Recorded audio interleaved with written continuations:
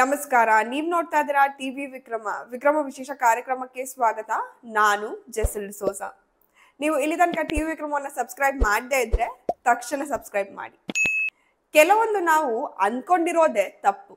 ವಯಸ್ಸಾದ್ಮೇಲೆ ಬುದ್ಧಿ ಬರುತ್ತೆ ಅಂದ್ಕೊಳ್ಳೋದು ತಪ್ಪು. ದುರಂಕಾರ ಕಡಿಮೆ ಆಗುತ್ತೆ ಅಂದ್ಕೊಂಡಿರೋದು ತಪ್ಪು. ಕೆಲವರಿಗೆ 80 ವರ್ಷ ಆಗಿ ತಲೆ ಕೂದಲು ಹಣ್ಣಾದ್ರೂ ಬುದ್ಧಿ ಮಾತ್ರ ಬರೋದೇ ಇಲ್ಲ. ಕೇಂದ್ರದಲ್ಲಿ ಬಜೆಟ್ ಅಧಿವೇಶನ ನಡೀತಾ ಇದೆ.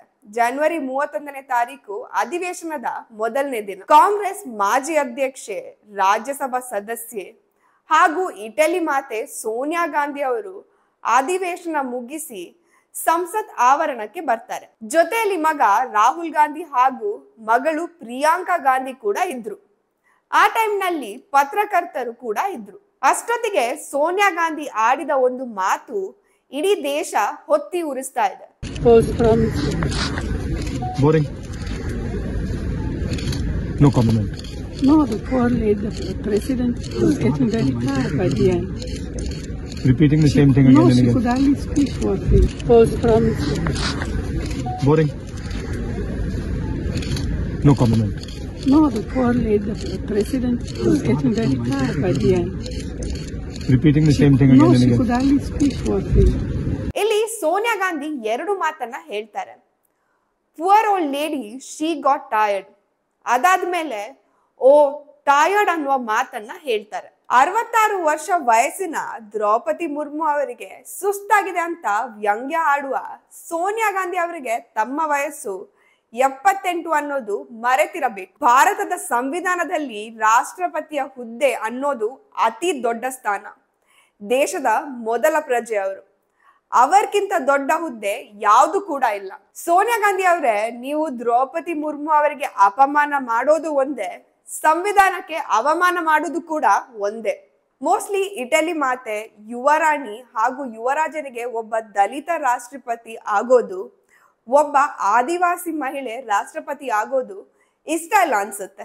ಸೋನಿಯಾ ಗಾಂಧಿ ಅವರೇ, ನೀವು ಅಂದ್ಕೊಂಡಿದ್ದು ತಪ್ಪು.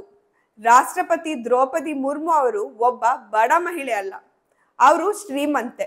ರಾಜಕೀಯಕ್ಕೆ ಪ್ರವೇಶ ಮಾಡುವ ಮೊದಲು 1979ರಿಂದ 1983ರವರೆಗೆ ರಾಜ್ಯ ನೀರಾವರಿ ಮತ್ತು ವಿದ್ಯುತ್ ಇಲಾಖೆಯಲ್ಲಿ ಕಿರಿಯ ಸಹಾಯಕರಾಗಿ ಕೆಲಸ ಮಾಡಿದ್ರು. ನಂತರ ರಾಯರಂಗಪುರದ ಶ್ರೀ ಅರವಿಂದೋ ಸಮಗ್ರ ಶಿಕ್ಷಣ ಕೇಂದ್ರದಲ್ಲಿ 1997ರವರೆಗೆ ಶಿಕ್ಷಕಿಯಾಗಿ ಕೆಲಸ ಮಾಡಿದ್ದಾರೆ. ಅವರು ವಿದ್ಯೆಯಲ್ಲಿ ನಿಮ್ಗಿಂತ ಶ್ರೀಮಂತರು. ನಿಮ್ಗೆ ದ್ರೌಪದಿ ಮುರ್ಮು ಅವರ ಬಗ್ಗೆ ಏನ್ ಗೊತ್ತಿದೆ?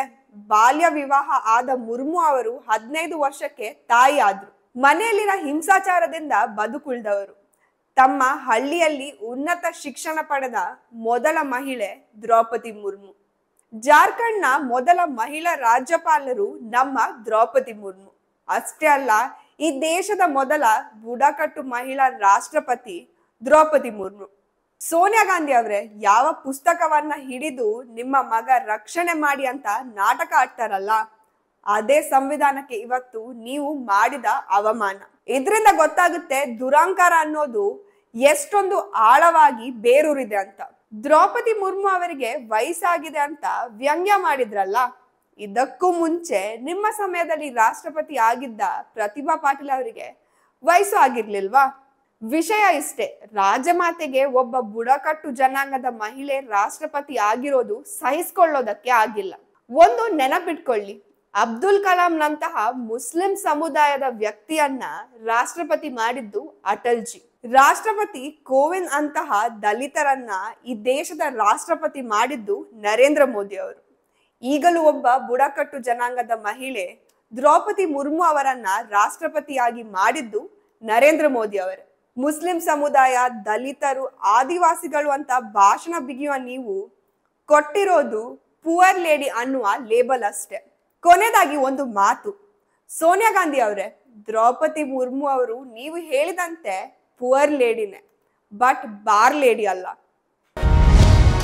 ಟಿವಿ ವಿಕ್ರಮ, ದೇಶ ನಿಮ್ಮ ಕೈಯಲ್ಲಿ.